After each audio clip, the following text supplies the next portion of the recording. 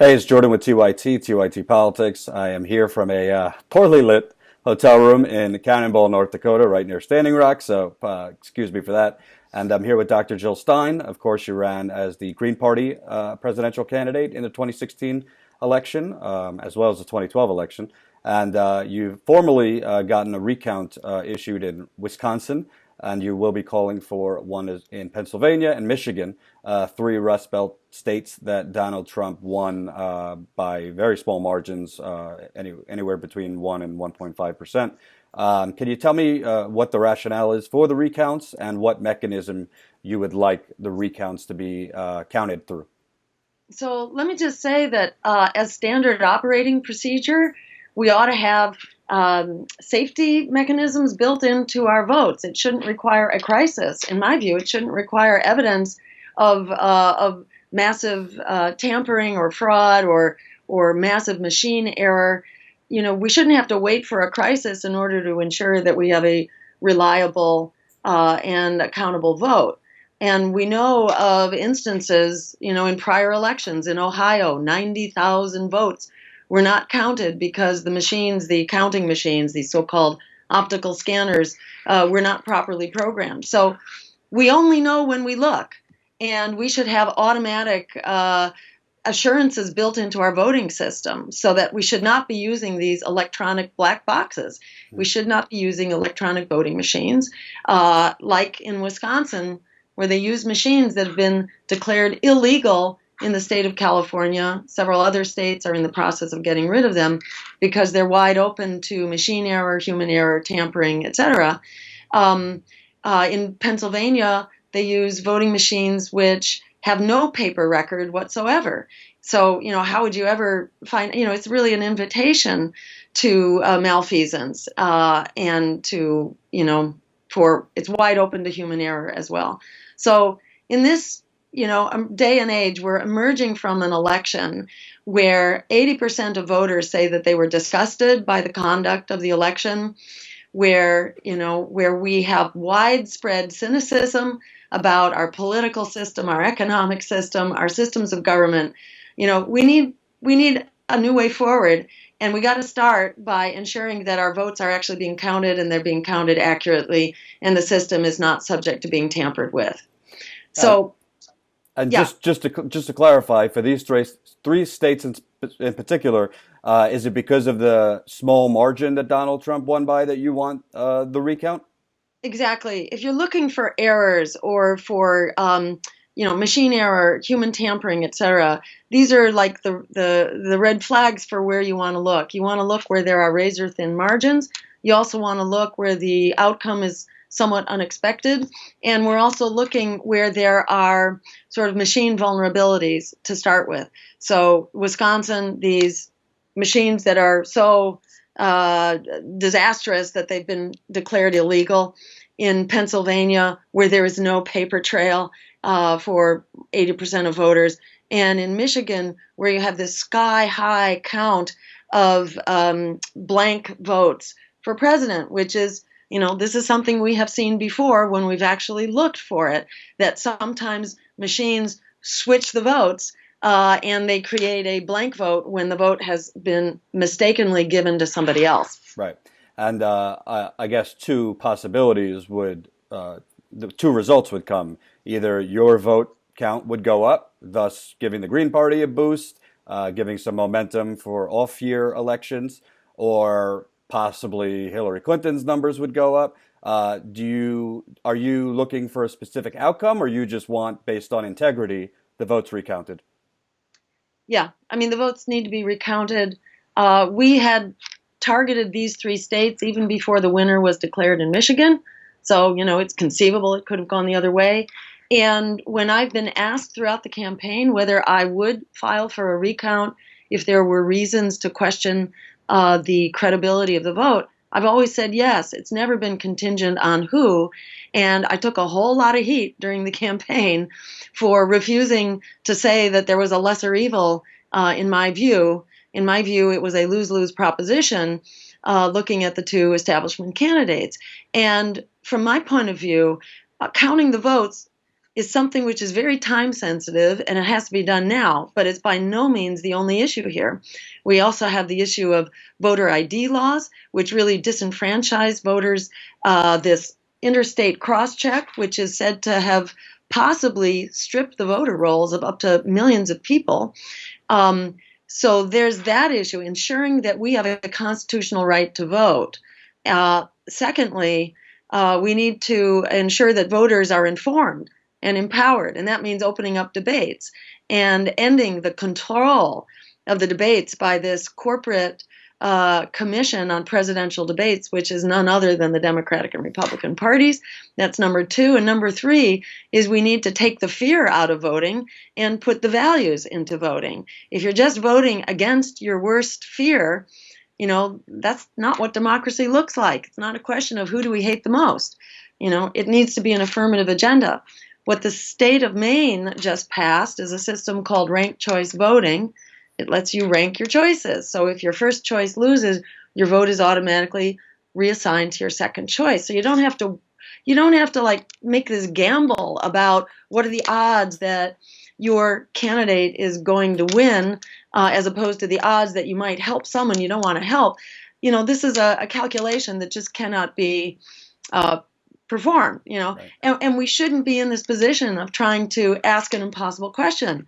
Voting should be about stating what is our vision, what is our values. Democracy needs that moral compass. If we can't do it in an election, when, for heaven's sake, are we going to be able to do it? So ranked choice voting would fix that. We obviously need to get rid of the Electoral College and make sure that we have a direct popular vote. These are and get the money out of politics and have publicly funded elections. It's a big agenda, but right now we have this golden opportunity. And, to actually ensure that we have integrity in the vote, that the vote is not being controlled by people who are tampering with the machines, by the machines that are just making errors themselves. We need to ensure that we have a system with basic integrity, and then we can go on to the other reforms that we desperately need. And I find it very, very interesting / comical because I saw many articles this campaign about how to hack an election. It's not as hard as you think. You had corporate Democrats foaming at the mouth about Russia is trying to hack our elections. You had Donald Trump literally calling out his supporters to act as the police at voting booths, citing that there's mass voter fraud. So all these forces at one time basically questioned the integrity of the voting system. But as soon as Dr. Jill Stein, issues a call for a recount, again, he didn't win, but Michigan, Pennsylvania, Wisconsin by that large a margin. You are a threat to democracy. You're a money hustler because, frankly, you have earned some money off of this. I think nearly $7 million last time I checked, which is going towards paying for the recounts. What are your thoughts on the Frank? I mean, it is hypocrisy. What's your thoughts on that? I think you summed it up right there. There's no question here that this is something that voters are really concerned about. The money for this thing really raised itself. We put out a press release and then we put up a web page and then people started just pouring in. And these are small donations. There's a rumor out there. George Soros, has funded this and created it. No such luck. These are small donors, about 140,000 last I checked. The average donation is $45, and the money can only be spent on the recount. So, this is what we would expect from a system that, and a political establishment that is quaking in its boots, that we the people get organized, especially that we get organized outside of the usual channels, So right after we came out and we filed, the day after the papers were filed in Wisconsin and the door closed, then the Clinton campaign came out and said, well, me too, and I think there's concern out there that this voter revolt, a revolt right now focused on voting integrity, could become a much bigger voter revolt, which of course is what was happening during that election and what the system was working so hard over time in order to suppress. And with all the, agonizing and kind of the supposed soul searching that's going on right now, particularly among the Democratic Party, about why they got this result. At the same time, there's a total media blackout going on around, what do people think outside of the Democratic Party about what was going on? Because we need to mix this up here. We need to stir the pot. We need to get some new ideas here in the mix. But the media has had an absolute lockdown on discussion and analysis after the election. Now, it's really interesting that this movement around voting integrity is getting a lot of interest in the press. And it's an opportunity to actually launch these much broader issues. This is not just about, doing counting, being bean counters here, which is how this issue often gets dumbed down to, just making us bean counters. We want to get an accurate count. Well, it's an accurate count where there are enormous principles at stake, not just the principle of our democracy and whether or not it's subject to hacking, to corruption, to malfeasance and machine error and control by the corporate electronic voting machine companies. There's all kinds of players involved here that have a stake, and we, the voters, have to raise millions of dollars just to get a cross-check. Not only raise millions of dollars, but jump through unbelievable bureaucratic hoops in order to affirm that this vote was valid or wasn't valid. Mm-hmm. This is not rocket science. This is like a well, duh kind of thing in an election with so much, bitterness and, as you say, panic about what might be distorting the vote. It's really pretty surprising that all of a sudden all that is being shut down. And I think it's emblematic, it's symptomatic of how much this is a democracy on life support, that we have to fight so hard just for our basic democratic right here to affirm that the vote is valid and that it actually reflects the intent of the voters. There should be built-in safeguards so that there's, we're not using electronic voting machines at all, so that there's always a paper trail, so that we have an automatic audit, which is basically a check-in to make sure that the machines are properly counting. So, we're not saying get rid of all the machines, but we can use these so-called optical scanners, but they're subject to error too. So either we do a hand-counted vote, which some counties do around the country, or we do automatic audits to look for any signs of error. And then if there are signs of error, then we do a full hand recount, which is what we're calling for in this case. It's interesting. You mentioned the media, which we've spoken about before. So the bottom line is the same media that created Donald Trump, that when he was elected president said, "How did this happen? Oh my gosh." They covered you, the broadcast networks, 36 seconds during the campaign. ABC, CBS, NBC, they gave you 36 seconds. Now they're giving you quite a lot more time. Well, here's a radical theory. If they would have covered you maybe a quarter of Donald Trump, maybe a quarter of Hillary Clinton, Donald Trump might not be president, because frankly, there's a lot of people who voted for Donald Trump who have progressive beliefs who just didn't trust Hillary Clinton or wanted to burn the whole system. But they had no idea what your message was, and the only message they heard was you're a communist from CNN and the rest of them. So when you see those numbers, 36 seconds during the campaign, now cable broadcast covering you much more, what are your thoughts on the wider, what that shows on a wider level? You're absolutely right that the lockdown in the media is another symptom of how our democracy is broken. And, it's interesting that we're getting a word in edgewise right now. And you are absolutely correct. Exit polls showed that if we had not been in the race as the Green Party, that the vast majority of our voters would not have voted. So it's not like these were votes that would have automatically transferred to Hillary Clinton. 61% of Green voters would have stayed home rather than vote for Clinton or Trump. But among our voters, over a third of them would have voted for Donald Trump. We know, for example, that Bernie Sanders was beating Donald Trump in head-to-head matches because there are many people who voted for Trump, as you say, as a protest against Hillary, or because they just didn't trust the system and they wanted something new. We could have given them something new that had all the integrity that Bernie Sanders brought to the campaign, plus a whole lot more. And you're absolutely right. I think all bets are off about what the outcome of the election would have been had voters really had a choice. And voters were screaming for more voices and more choices. We know that most of Donald Trump's supporters were not voting for him. They were actually voting against Hillary Clinton. And that was true throughout the campaign. It was similar for Hillary Clinton, but at the end of the race, it wasn't the majority of her voters, but it was still a huge portion of her voters, close to a majority, that were voting against Donald Trump. And you step back, this is a crazy system.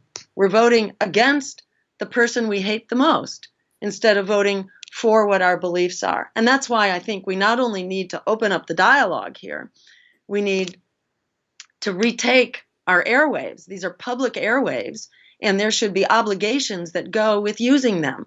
So we need to split up the big media conglomerates. We need to use antitrust laws and break them up to start with.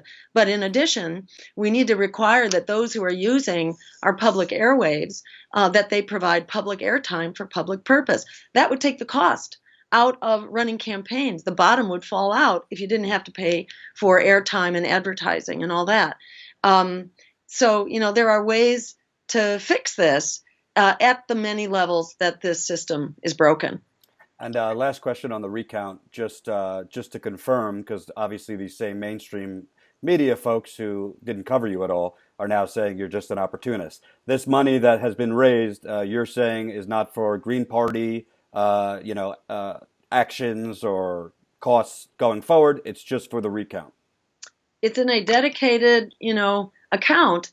According to the rules of the Federal Election Commission, this can only be used for the recount. And I wish that we could say we were going to have money left over. It looks now like we're likely to be facing much steeper filing fees than we were told initially, kind of a bait and switch going on here. So the odds are we're going to need to raise more money in order to meet these costs. So it's very unlikely we're going to have anything left over. If in the event that that should happen, we will follow FEC guidelines. But this isn't something that transfers to either my campaign or to the Green Party.